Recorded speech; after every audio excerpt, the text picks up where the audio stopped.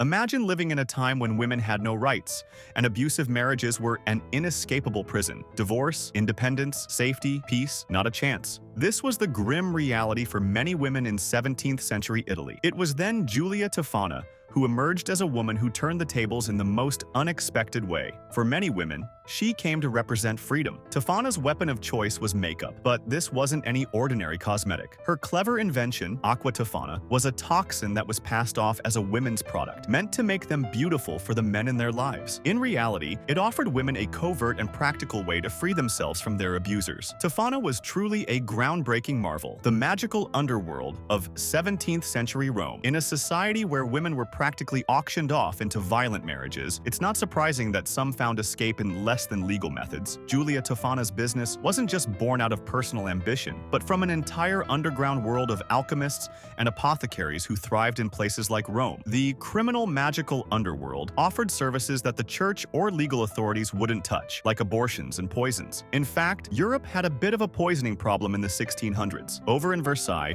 King Louis XIV's court was dealing with a series of murders by poisoning in a scandal now known as the Affair of the Poisons. Tofana's Italian counterparts were no different, and she took full advantage of the demand, cleverly branding her poison as Aqua Tofana, a harmless beauty hack. Aqua Tofana, the ultimate beauty product for murder. Giulia Tofana's poison wasn't just lethal, it was brilliantly disguised, packaged in a bottle labeled Manna of St. Nicholas of Bari, a popular healing oil at the time. Her concoction could easily blend in with a woman's everyday beauty routine. Tofana's customers, basically unhappy wives, were instructed to give their husbands 4 to 6 drops of the colorless, tasteless liquid. The poison was so subtle that it killed gradually, mimicking a natural illness. First, the victim would feel weak and tired. Then, they would suffer from stomach issues and vomiting. By the 3rd dose, the husband would usually get his affairs in order, which meant making sure his soon-to-be widow was taken care of. And with the final dose, well, let's just say he wasn't coming back for dinner. According to Chambers' journal in 1890, to save her fair fame, the wife would demand a post-mortem examination. The result, nothing, except that the woman was able to pose as a slandered innocent. And guess what? If she remarried within a year or two, no one could blame her. How convenient. The downfall of the poison queen. So how did Giulia Tofana finally get caught? Ironically, it was a bowl of soup that brought her empire crashing down. In 1650,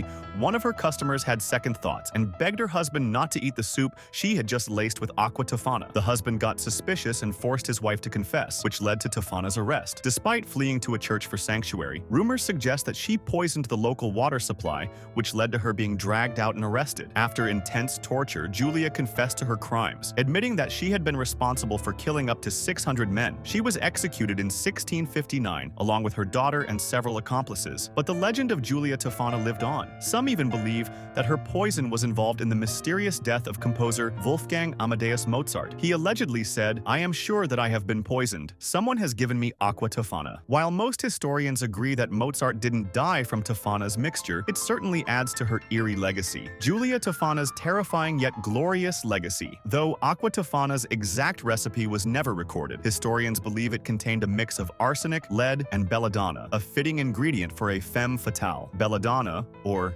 deadly nightshade, was used in cosmetics throughout the 17th century. It made the poison's beauty-related disguise even more appropriate. Fun fact, belladonna literally means beautiful woman, but in Tofana's case, a more accurate translation would probably be deadly woman. Fast forward to today, and Giulia Tofana's tale resonates with many modern women. Tofana's acts show the extent women had to go in order to obtain liberty. She is viewed as a cultural hero, a ray of light for those who had no other option than to simply survive in a patriarchal society.